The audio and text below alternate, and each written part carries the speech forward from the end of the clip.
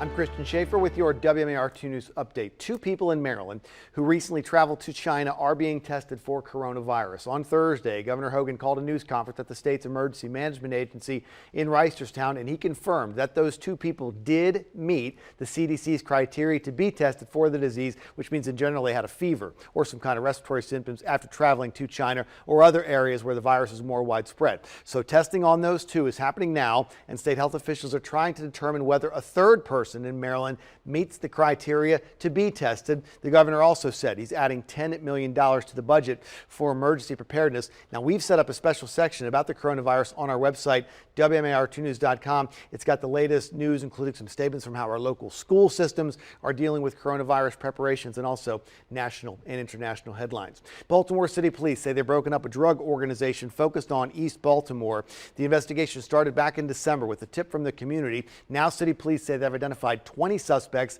and taken 13 of them into custody. They say they're members of an organization they call the Back Block Bippers, and they're accused of distributing drugs, including the deadly narcotic fentanyl. Police say they've seized 18 guns along with drugs and cash as part of this investigation. Again, they're still looking for 7 more members of this organization. If you know anything about them, you can remain anonymous by calling Metro Crime Stoppers at 1-866-7-LOCK-UP.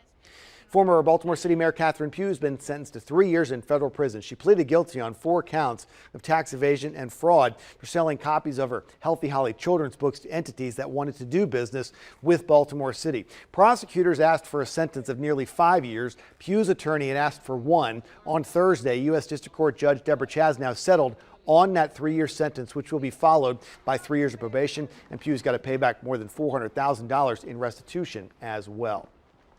The Anne Arundel County ban on foam products takes effect today, so all food service businesses in Anne Arundel County have to comply with this ban, regardless of where the person winds up consuming the food or the drink. Those that don't follow the new requirements will get a warning, followed by fines ranging from $50 to $500. Now, the state has also passed a ban on these products, but that doesn't go into effect until July 1st of this year.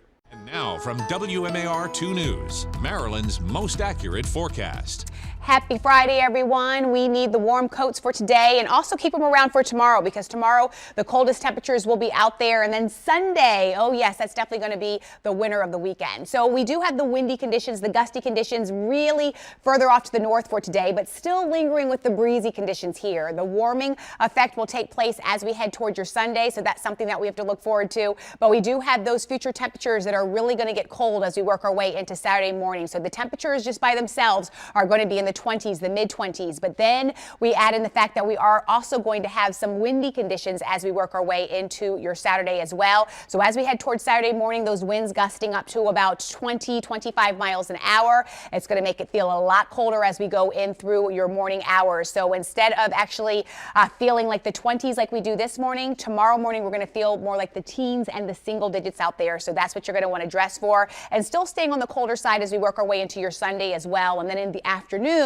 we'll start to warm ourselves up nicely. But also, we're going to start to see some changes in the forecast as we go in through the next few days. Temperatures will be in the 60s. In the meantime, we're going to continue to monitor the fact that we do have some clouds out there for today. We will have some sunshine out there for today as well. And also not going to rule out maybe spotty shower as we head more towards the afternoon. We do have a cold front that's going to move through. Also not going to rule out a few flurries this morning, this afternoon time frame. But all in all, more sunshine will be in the forecast as we work our way into your Sunday. We continue to plan the rest of today. High temperature right around 45 degrees, but with those winds sticking around, it'll feel more like the 30s for today. There are those 60s, Christian, as we head into Monday and beyond. Yeah, it looks warm next week. Lynette, thanks very much. Stick with us online at WMAR2news.com all day long for updates on top stories and breaking news. And for news and weather on the go, you can download the WMAR2 News app. It's in the App Store and it's got live radar. You can also set up breaking news alerts to come straight to your phone or tablet. Thanks for watching. I'm Christian Schaefer.